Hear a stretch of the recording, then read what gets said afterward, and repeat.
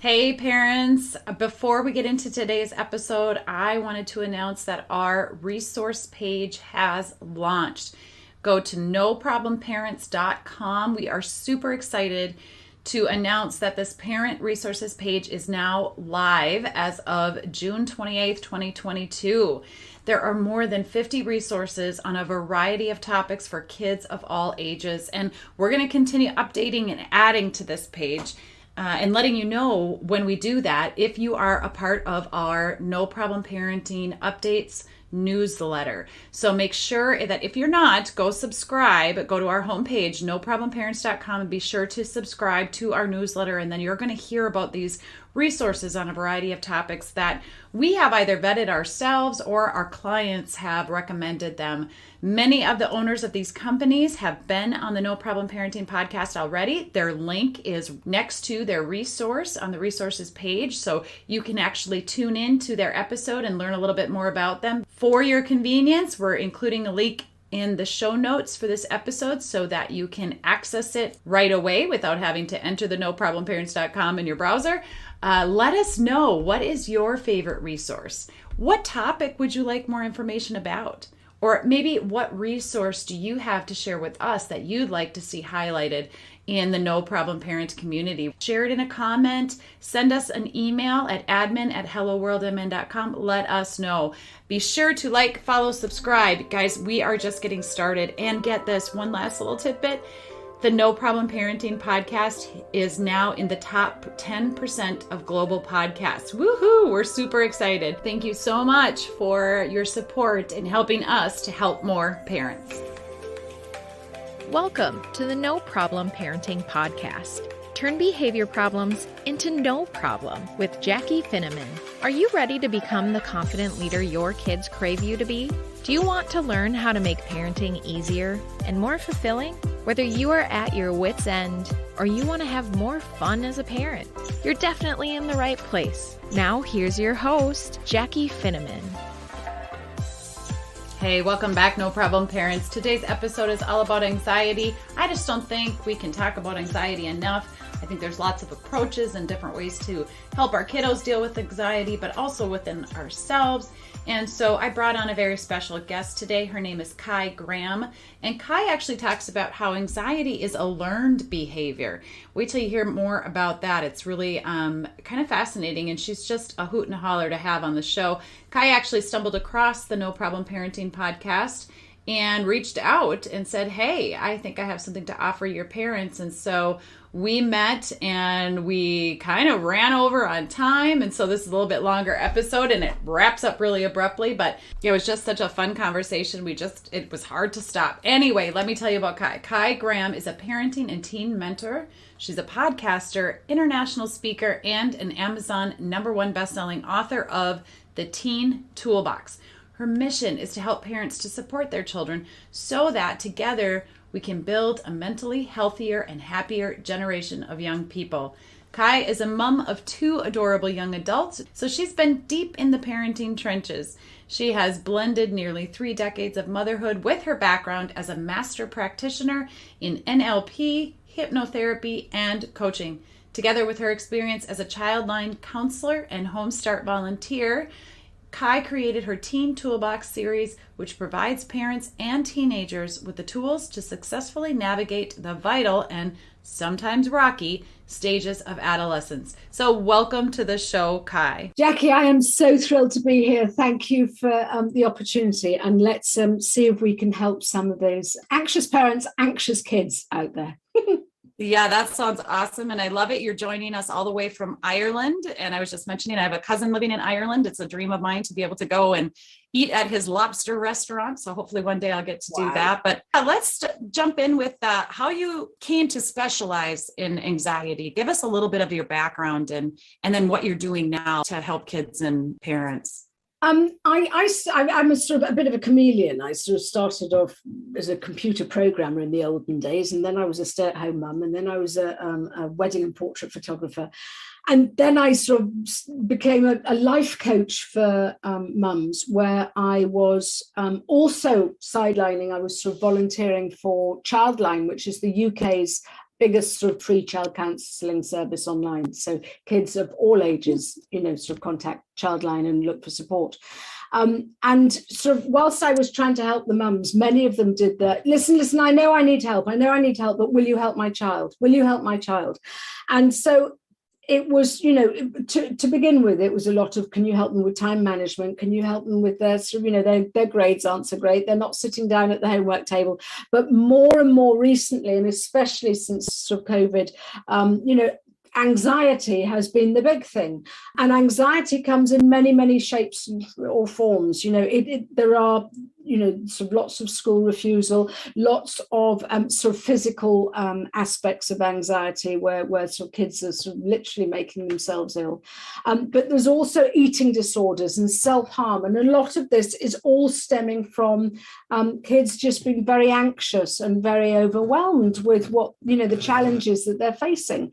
And so this is why I have decided just to focus on anxiety itself and how we can help our kids develop good, healthy coping strategies. But, it does sort of come in all shapes and sizes. So, for some parents might just sort of go, oh, no, I don't think my child has anxiety. And then but they always make excuses and they won't go out with their friends. Or, they always sort of, they're dragging their feet when they're, sort of asked to do something. And actually, there is often that underlying sort of anxiousness or worry about sort of having to do something. So this is why I've just sort of thought, that's it. This is something that in many instances, Jackie, is really easy to solve as long as we have a little bit of understanding on what's going on behind the scenes. Yeah, and that's good news that it can be easy to solve. It doesn't have to be sort of a life sentence that you're just, going to have to deal with this your entire life, right? Yeah. And you have a couple of different approaches with helping to treat anxiety or to, I don't know, help manage the challenges and, sort of that's causing the upheaval at the minute. Yeah.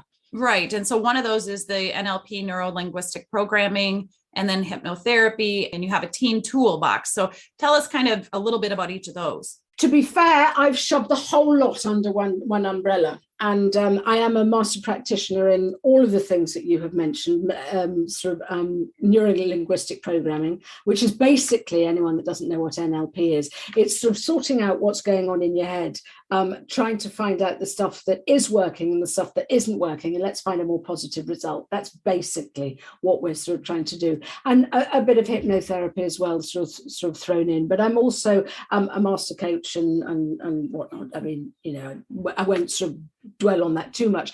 But the point is what I have learned is that if I am teaching or coaching young people, they don't want to hear the buzzwords. They don't want to hear all the jargon. They just want to know exactly, come on, Kai, what do I do? How do I sort of sort this out? Because it's crippling me at the moment. So I have lots of different ways of sort of tackling it, but it's very much on a sort of straightforward, down to earth sort of matter of fact way, and it's directed sort of specifically to the kids. It's called the TEEN Toolbox. I wrote a book on it, and just because it rolls off the tongue. And what I want to do is I want to give kids a toolbox of strategies and techniques and whatever that they can use. So if they are sitting in a lunch queue and they are struggling, then they can go, all right, what did she say? All right, I'll try that. Or if they're on a school bus and they feel like someone's giving them a bit of a hard time, what can they do? Or if they're sitting in an exam hall, or if they just don't want to go to school, or if they're sort of sitting there with a plate of spaghetti and they just really can't, sort of face eating it. Whatever it is, whatever's going on, it's going, hang on a minute, she told me to do, oh yes, I'm going to try that because I know it works. So it's just helping kids. What I tend to do is say, their life, when they struggle from anxiety, they feel that everything's broken and their life's a mess. And I liken it to having a car with a flat. It's everything just feels wonky. When you've got a flat tire, everything just feels wonky, and it just, everything's just it just feels out of kilter. No, you're not going to throw the car on the scrap heap. You're not going to get rid of it because the sound system's working, the alternator's working, the windscreen sort of wipers are working. Everything's fine apart from the flat. So what we want to do is just fix the one thing, get that sorted, and then you're over the hump and you can go on your merry way. So I'm very much of the mind of not everything is broken. So, but we need to just focus on the little things that are giving you grief at that specific time. Yes, this is awesome. And so let's start with the parents. Let's start with what do parents need to know, or what do you maybe wish that parents would ask you about anxiety to understand anxiety a little bit better? Understanding anxiety is actually the key for parents and for kids. The very first thing I want to say is that anxiety is, wait for it, a learned behavior. When you were born, you didn't have anxiety. You weren't born with anxiety. So somehow along the lines, you've learned how to do it. And what tends to happen is the brain, in the brain, there's sort of there's a little gland called the amygdala, and it's basically the fight or flight. And what the amygdala is trying to do, its sole purpose is to keep you safe. It's not interested in anything else. It's not interested in an A grade in biology. It's not interested in a home run. The amygdala is here to keep you alive and safe. So that's fine. So what it's doing is it's looking and keeping its eye out for any saber-toothed tigers. And the thing is that sometimes when anxiety comes in, the amygdala has got its knickers in a twist, and it thinks that everything is a saber-toothed tiger, and it's going, oh my, and it's you might have heard of the fight or flight sort of comment, where basically, sort of when sort of our brain is sort of trying to protect us from any sort of imminent danger. And so it's the fight is I'm sort of going to stand and confront it, and I could shout at it, or I could sort of hit it, or whatever. And the flight is sort of legging it and getting away from what's going on. And this is absolutely exhausting. And anxiety can be absolutely exhausting because your brain is permanently on the lookout for stuff like this. And what we want to say is, stop. You've learned how to do this. Your brain has got its knickers in a twist. And it just thinks that everything is a threat, and it's not. So we're going to educate it. We're going to take a breath. We're going to allow your brain time to calm down. And we're going to give you the space with various techniques and sort of various strategies. So you go, oh, right, you know what? That over there, that's not a saber-toothed tiger. I'm okay. That over there, no, actually, I'm okay. It's not a threat. Oh, hang on a minute. There's something over there. Right, yeah, I need to keep a lookout on this. So really, what we're doing is we're retraining the brain again, because all the wiring's got all muddled up. And what we're saying is, thank you to the amygdala. Thank you for keeping me safe. You've done a really, really good job because I'm still here. But actually, I'm going to give you time to have a little bit of a rest, because when our kids, anyone who has anxiety, they are on high alert the whole time. They're absolutely exhausted, and understandably, they're going to have a short temper. Understandably, they're going to kick off. Understandably, they're going to be knackered. And so we need to go, all right, this is what happens when anxiety is left unchecked. So we're just going to actually press pause, and we're going to do something about it. So your brain has learned how to do it, and now it's going to unlearn how to do it. And that really helps for a lot of people to realize, okay, it's not doom and gloom forever, and we don't have to live with anxiety, and we don't have to feel like this for the rest of our lives, because that really is quite exhausting. Yeah, absolutely. And I love that you're bringing up the amygdala. I heard it years ago, and I still say it to this day, that the amygdala is like the smoke detector in our brain, right? It's like warning, warning, warning, incoming danger. And I love that you say that sometimes just, it's either modeled to us, the things that we need to be fearful of or worried about or afraid of, cautious over, right? Or just learned, experienced, right? Where we have that trigger of, oh, I got to protect myself. So I do think it's great to thank the amygdala for showing up and keeping us safe. Otherwise didn't have one. We'd be running into fires and running off of cliffs and, things like that. Right. But we also sometimes can trick our amygdala into thinking there is danger where there's not. So instead of us, smelling smoke and thinking, okay, wait a second, is it the pizza burning in the oven? Or is it the house on fire? Yes. Sometimes we're kind of leaning towards that it's the house on fire every time, and it's really not. So you're going to teach us some ideas or some ways that we can retrain our amygdala to be like, nope, you're good. It's just the pizza burning. I can go grab it out and we're all right. So I love that you're bringing up the amygdala and that you've got some tips and tools for us. What are some maybe triggers that you're seeing with the teens that's causing the anxiety, and how do you, what kinds of things do you help them to cope with it? You know, there's so much going on, and you know, sort of it can be cyclical, it can be just out of the blue. I mean, if you look at what we've been going through for the last 2 and a bit years, when we refer to the pandemic, basically we have been telling our children for the last 2 years, it's a really, really bad, scary world out there. You've got to stay inside. You're not allowed to go out because of the big, bad virus that's going to kill everyone. So you've got to stay inside. And we have been scaremongers, rightly so, to some extent.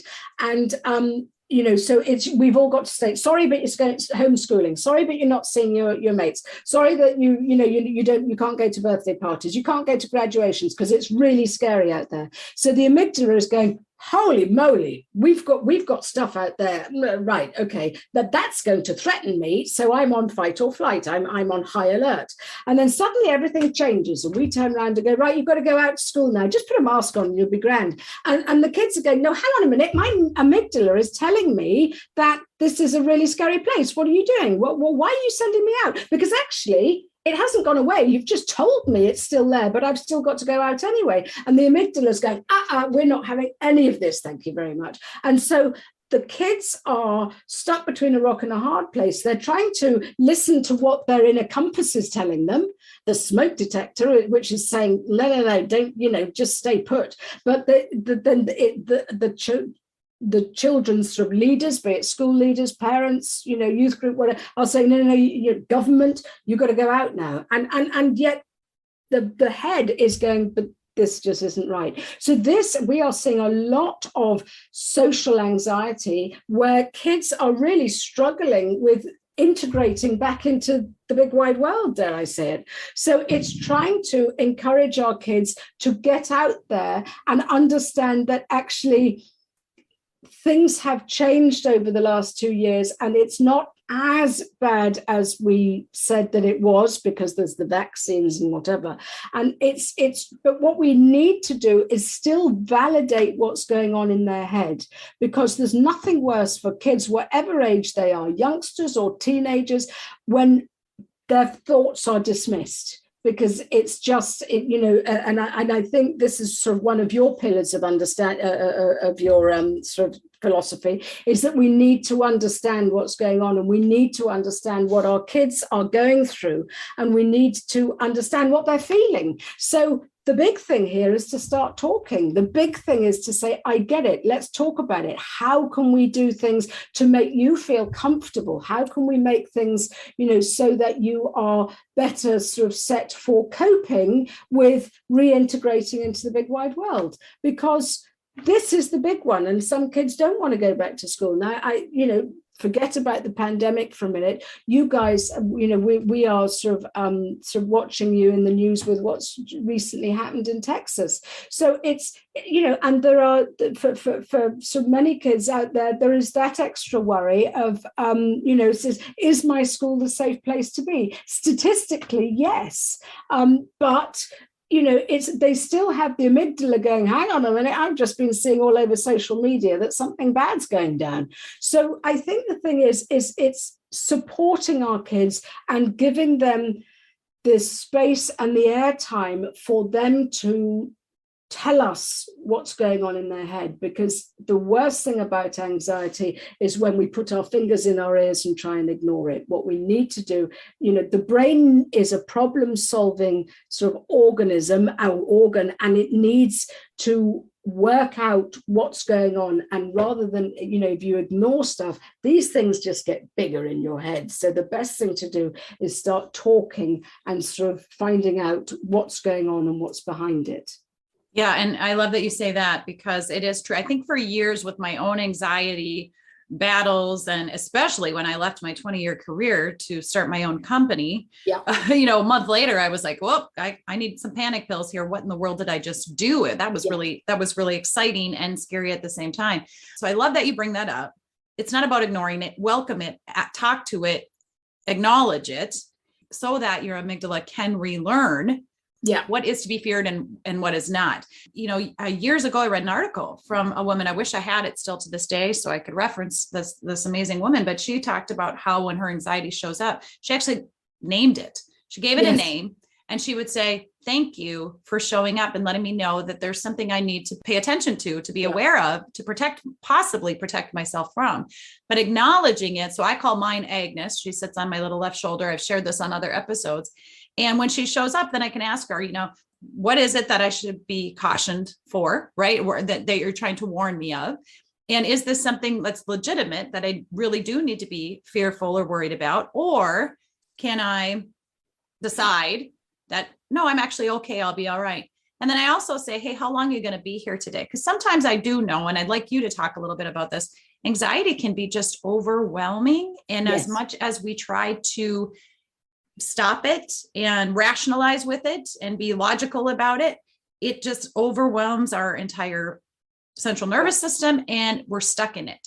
And so I will often say to Agnes, you can be here 5 minutes. Is this a half a day, a full day? And she shows up maybe just a couple times a year now, but it's like, then if she is going to be hanging out for a full day and I just need to rest, or I need to check out or zone out or sleep or whatever it is, I give myself permission to do that. Precisely. So that later I don't beat myself up for having wasted a day.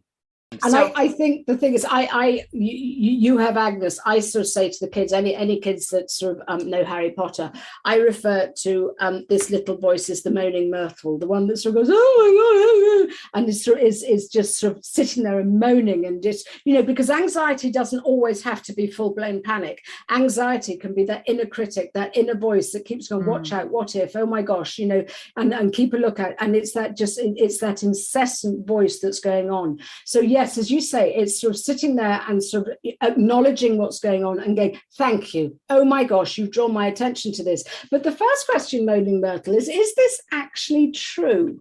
Because I think what happens is, and if we use something like public speaking, for example, because that's sort of, that's a big fear that many sort of people have, is, sort of Moaning Myrtle sitting on the shoulder going, you can't do this. You can't just go and do sort of public speaking. You can't stand up on stage. Everyone will laugh at you and you'll make a fool of yourself. And you go, hang on, Moaning Myrtle. Thank you.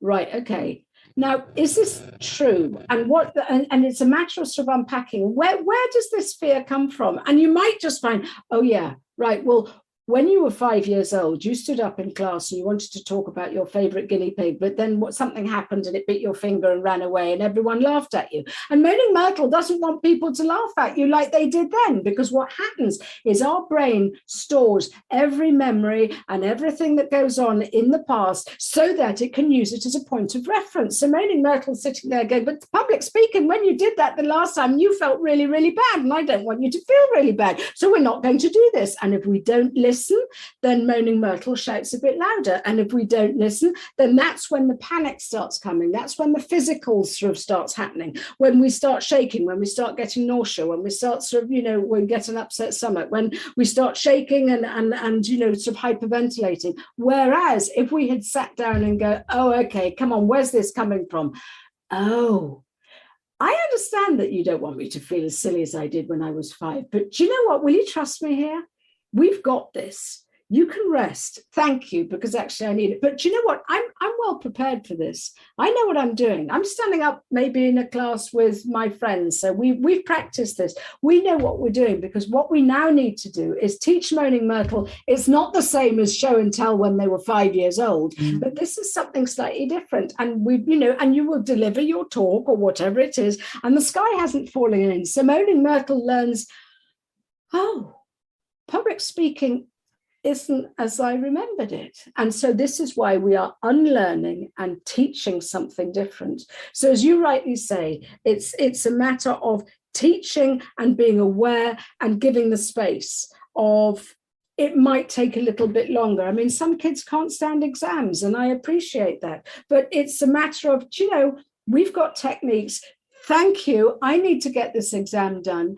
Panicking is just going to cloud my brain. So I tell you what, I'm just going to park that there. We'll have a panic after the exam. How's that? So in the meantime, let's just practice this little technique, and that will get me over that stumbling block.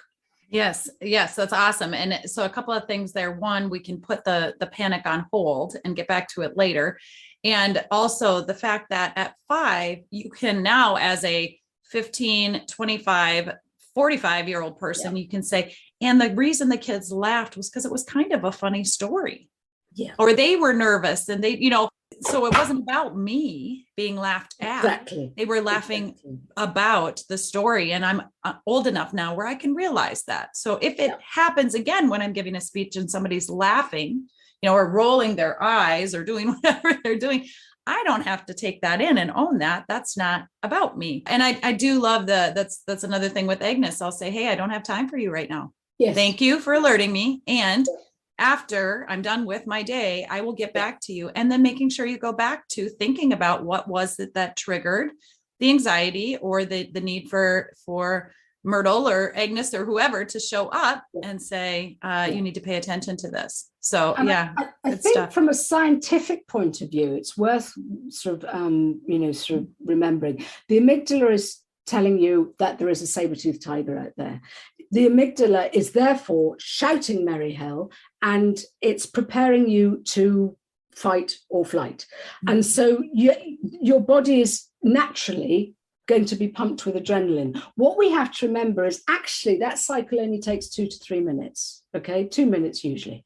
And so what we need to do is just say, stop, right, hang on a minute, what's going on here? Oh, right, okay, I'm actually going through that phase of something is threatening me, right? First of all, is it true? But knowing that actually, no, but hang on a minute, my body is telling me that this is really important and I need to pay attention. Yeah, that's fine. But this is only going to last 2 minutes. Your body will soon it'll be flooded with adrenaline, and then it may stop if you allow it to. Now, if you sort of then exacerbate and buy into this fear and buy into this panic, then more adrenaline is going to come, and it's going to keep you, because it's thinking, right, come on, we need to, this could be a really big saber-toothed tiger because we really, really need to run. So the point is just to go, do you know what? This actually, if I give it permission and acknowledge it and know that this is going on, this can be over in 2 minutes. Oh, okay. Right. So what am I going to do in the meantime? Well, in the meantime, we can do a bit of breathing. In the meantime, we can do a little bit of positive thinking, as in, oh, hang on a minute, where's this coming from? Oh, yeah, it was the guinea pig story. Actually, that was quite funny. Oh, right, it's nothing really to be scared about now. Right, I've got this because I'm prepared. So it's doing and we'll talk about breath work in a minute, but it's just finding that coping strategy for the 2 minutes whilst the adrenaline is pumping around the body. And then the amygdala is going, well, are we running yet? No, love, we don't have to. It's actually okay. We've got this. Are you sure? Yeah, we're okay. And then the body stops using the adrenaline and the panic will subside. Now, sometimes if we're in a real funk, as you say, yeah, Agnes is going, listen, I've just had enough. Can we not just have a duvet day? And we need that. And thankfully, I don't know about you guys, but over here, we are acknowledging that actually a mental health day is not a bad thing to sort of reward, well, maybe not reward yourself, but to offer yourself. You know, sometimes we just need to pull up the drawbridge and go, I'm not playing ball today. But in other times, like if you're going into doing public speaking, or if you're going into an exam, or you're about to sort of, go into the playoffs, or whatever it is you're doing, sometimes you can't run. Sometimes you're going to have to face it. And the best thing to do is going, okay, these nerves are showing I care, but it's only going to last 2 minutes if I get a hold of this now. And then it doesn't run away with you. So this is great, because I didn't know that about it's going to last 2 minutes. I think maybe I've heard something about that before. Usually 2 to 3 minutes to do some breathing, and you can actually calm yourself down.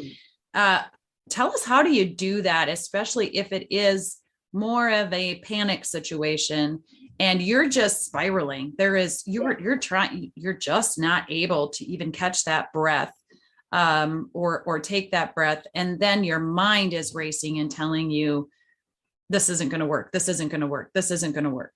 Have you ever tried to tell a screaming toddler to calm down? It's going to be okay. It doesn't work, does it? Because the red mist has come down, because the amygdala is going, yeah. And what invariably happens with a toddler who's screaming, rather than sort of, going nose to nose with them and telling them to, come on, make sense, this is rubbish, is just giving them a hug and sitting with them until the time is past. And that's really what you're doing to the amygdala. What you want to do is give it a hug. And the way we do that, the amygdala is part of the reptilian brain. It is the most primitive part of the brain. It does not understand language. A bit like the toddler. It doesn't understand. Now, calm down. You're being irrational here. It was absolutely fine. No, it doesn't understand that. The only language, or the only sort of thing that the amygdala understands, is breathing, breath work, because it is physical. So what we need to do is we need to breathe in, and there are a number of techniques, and I can share them with you, is so that when we're breathing in, we are regulating what our body is doing. We are regulating, sort of, we're not even trying to, the cognitive aspects are out the window, because the red mist and the panic and the fear and the hissy fit is just, it's just gone into overdrive. So you're literally, by doing breath work, you are speaking to the amygdala directly. It doesn't understand Japanese, it doesn't understand English, it doesn't understand Spanish, so there's no point even trying to talk to it. But you just go, hang on a minute, stop, right, what do? I breathe. You've seen people who are coming in, sort of maybe who are, any of the athletes that are in the Olympics are doing their breath work when they're coming up to the blocks. They're just shaking it all down, and they are deep breathing, and they are focusing the mind into just calm. When people are coming on stage, they sit there and they are breathing, and they are just taking it slowly. When people, anyone that is struggling, breath work is the best thing to do, because it is speaking indirectly in a physical way to the amygdala. It's hugging the amygdala and saying, I've got this. So the fastest way, there are so many different breath work techniques, but I basically sort of say, let's think about box breathing. Think of a box or a square, okay? And that's all you've got to think about. And what I want you to do, you see, I'm calming down already, because my brain goes, oh, it's box breathing. She just said the word. Oh, we know what to do here. It's muscle memory. And I'm calming down already. So you think of the box and you breathe in for 4 along the top of the box, and you pause. And you breathe out for 4 down the side of the box, and you pause. And you breathe in along the bottom of the box for 4. And then you breathe out at the other side of the box for 4. And it's basically breathe in for 4, pause, breathe out for 4, pause. And you keep doing this, and it takes about a minute, 2 minutes for your mind to go, oh, okay, it's just feeling a little bit calmer. The great thing about box breathing, and it'll take about a couple of minutes, and then you'll just feel, oh, okay, I've got this. It's invisible, this technique. You could be sitting on a bus and someone's laughing at you and they don't know that you're doing box breathing. You're sitting on the side of the stage and no one knows you're doing box breathing. You're about to write an email or deliver a home run or whatever it is, and you can just practice box breathing and no one knows what you're doing. No one knows, oh my gosh, look at her, she's panicking, and no one, oh look what they're doing, oh they're obviously having trouble over there. No one can see it because it's invisible. So you can sit in the exam hall and you go box breathing, in for 4, out for 4, and you just keep doing that until you feel a bit calmer.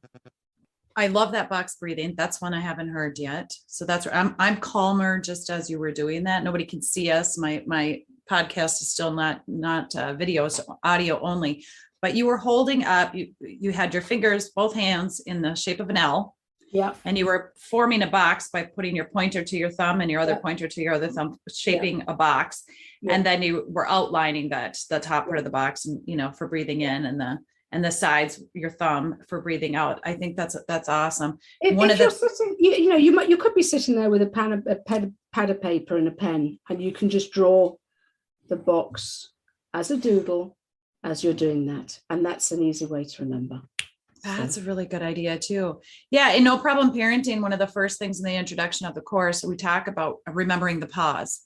Yeah. And as you were talking before you mentioned the box technique, you kept putting your hand on your chest. And I don't know if the other hand was on your stomach or if you were doing both, but we teach that too. That's even just 6 seconds of hand on your chest, hand on your stomach, and a 6-second breath will help you initiate. Yeah. To be able to calm down. The first time I tried that, when I was really tense because of stress, I couldn't catch a good breath. Yes. And the thing, you say hand on chest and on belly, because what tends to happen is when you sort of say do box breathing, so people go, oh, right, okay, I know this.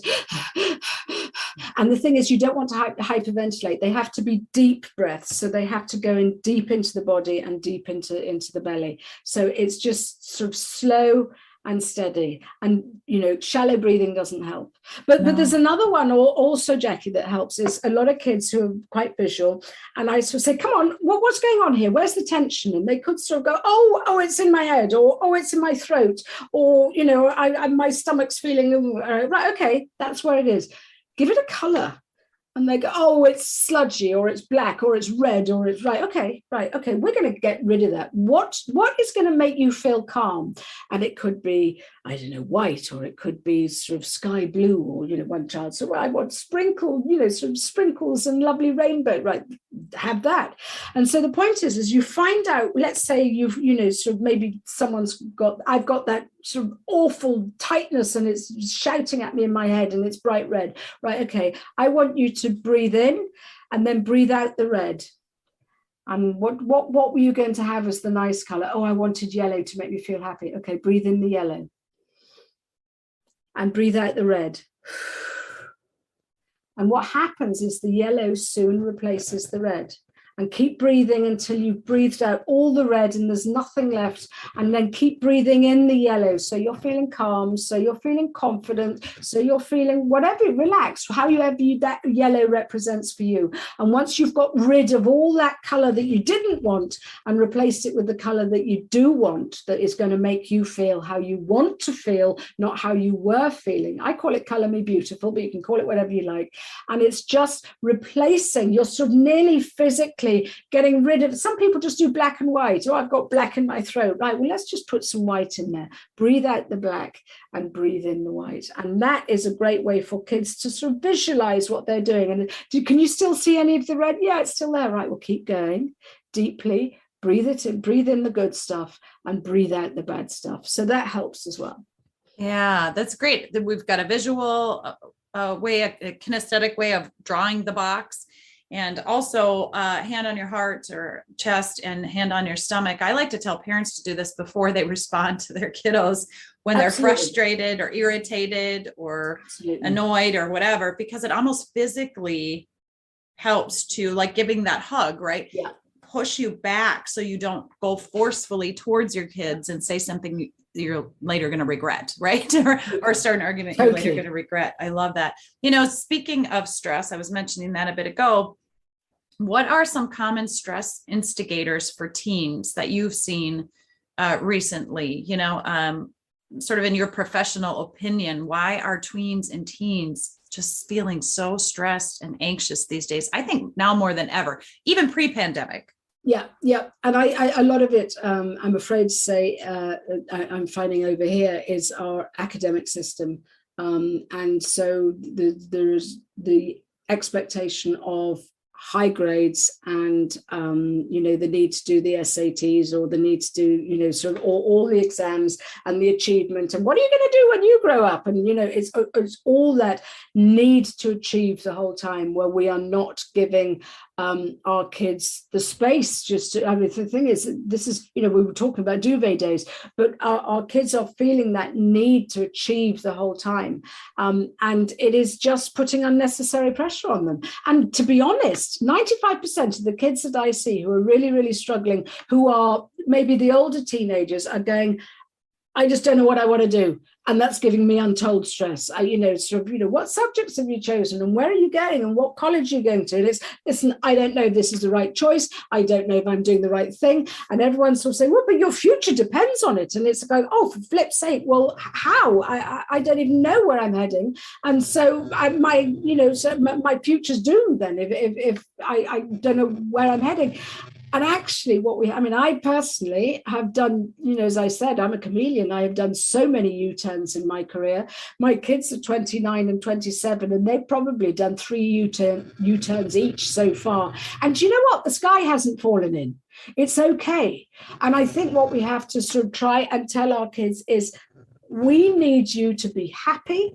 We need you to be healthy. We need you to be driven in what drives you, not be a medic because great Aunt Maud says so, or not, to do the things that drive you, follow the beliefs and the values that drive you. And when that happens, when your kids find, it might be ballet, it might be setting up a band, it might be helping with climate change, it might be wanting to sort of, become next president, whatever it is they want to do, when they find what their desires and passions are, that's what's going to get them up on a wet Wednesday and have less of a need for duvet days, because they are keen to get up and to get out. So I think us adults are very well-meaning in our, oh, well, listen, do this and apply to this college and do these subjects because we want the very best for our kids. And yet sometimes many of us don't listen to the fact that our kids might not want to do it or haven't a clue what they want to do. So we really need to take our foot off the pedal, which actually for parents is really scary, because if we don't lead them through, the ways of the world, then how on earth are they going to find their way? And I will have failed them as a parent. That's not so. Really, my phrase is, you are only as happy as your saddest child. And as a parent, we do just want our kids to be happy. And yet we do, as parents, feel driven and have to compete against what all other people's kids are doing. And it's just that relentless hamster wheel of needing to achieve. And I think that's the big thing that's causing a lot of kids a lot of hassles. Well, and I appreciate that you say that. That's a great example. The school, the achievement, whether it's school, sports, even a subject that they do, or an activity that they do love and they do enjoy. I think sometimes as parents, when we're thinking of that saddest kid or that most anxious or stressed out kid, we're thinking we need to convince them that they're better than what they feel like in the moment. We need to pour on that positive praise and encouragement. And really, again, the step 3 and change the conversation of no problem parenting. It's not about convincing our kids they're good. It's not about giving them all of that unconditional praise. They need to feel it from the inside. So I really appreciate that you say we need to be listening to them letting them have, hearing their voice and what's going on with them. And then sometimes the patience, as a kid is working through that, and they're not going to college, or they don't have a job, or they're sitting at home and not doing a whole heck of a lot. And it's so hard sometimes for parents to wait that out or ride that out. And I think the thing is, we learn to do this as parents when kids are sort of tiny. Your child falls down, and sort of just before they even open their mouth to sort of scream in the pain, we go, no, you're absolutely fine. Come here. No, you kiss it better. No, you're fine. No, it doesn't hurt. And we're telling our child, your knee doesn't hurt, sweetheart. And they go, hang on a minute, it does. It hurts. And so we are trivializing the pain that they're going through in a really, really well-meaning way. And so this is sort of what we are teaching our kids, is the fact that, no, listen, we mustn't acknowledge the pain that's going on. And actually, what we need to do, it's a bit like speaking to Myrtle again, or Agnes, we do need to validate what's going on. So if your child is struggling, it's, I get that. This really sucks. They've just come out of 2 years of being deprived of all the sort of, the fun that teenagers and young kids have been used to. And, we need to go, I get that it's really hard to deal with. So how can I as a parent support you to make this better? Not, you'll be fine, shut up and keep going. It's what do you need from me to make it better? Because the thing is, what our kids, when they realize that we've got their back rather than being on their back, that's when the magic happens. Oh, I love that. When we've got their back rather than being on their back. We need to walk beside them and we need to support them. And if they are struggling with anxiety, or if they are struggling with lack of self-confidence, or if they, whatever it is, it's acknowledging, because I think nowadays we look at Instagram and we look at social media and everything's technicolor and fantastic and wonderful. And we're trying to say, no, you're not allowed to have bad feelings. Yes, you are. Life is full of ups and downs. It's not a bowl of cherries. But the point is that if you're in a funk now, don't worry, it's not going to last. You're going to have the fun times quite soon. But we don't want to dwell on it, but we also don't want to ignore and trivialize as well. And I think we need to allow our kids the space to go, could you just stop here? I'm hurting. And for us to go, yeah, I get that. That's just not fun, is it? What do you need from me? And I mean, my kids used to come in from school really crotchety, really tired. And I learned not to open my mouth. And I just used to sort of say, hot chocolate and toast, here you are. You look tired, rather than, how was your day? And tell me all about it. And why did you get an F in maths? And they're not interested. And it's just, I hear you. And it's meeting someone where they're at. And they might be struggling and they might be having a hard time. I mean, I don't know about you, but if I'm sort of feeling down, I don't want someone to sort of, try and play the class clown. I want someone just to go, shall I just sit with you? Shall I? And, and as you say, ask Agnes, do you want a day here? Do you want half a day? Do you want an hour? What do you need? And that's what we need to do with our kids. We don't have to problem solve the whole time. Sometimes it's just a matter of, I'm with you here. I've got your back. Yes, absolutely. Just gives me all the feels when you even say that. It isn't about problem solving all the time. Sometimes the best way to problem solve is to not try to solve the problem and just acknowledge it and validate our kiddos. Well, Kai, this has been fun, super fun. And I'm going to put all your links in the show notes. You have 10 tips to support your anxious child. That is a really nice download that parents can just log in and get, or enter their email address and get these tips from you. Absolutely complimentary. And then you also have that teen toolbox, which is for teens. Parents can read it, but teens can read it, right? Yeah, it's like absolutely. A little guidebook for them. It's geared towards, the first half is sort of geared towards sort of parenting, and then the second half is geared towards all the troubles that kids are going through, so they can look at that as well. But what I will do is I've got a handout for 7 breathing exercises, so I'll send you the link for that, and that will help with different ways of trying to give your amygdala that hug.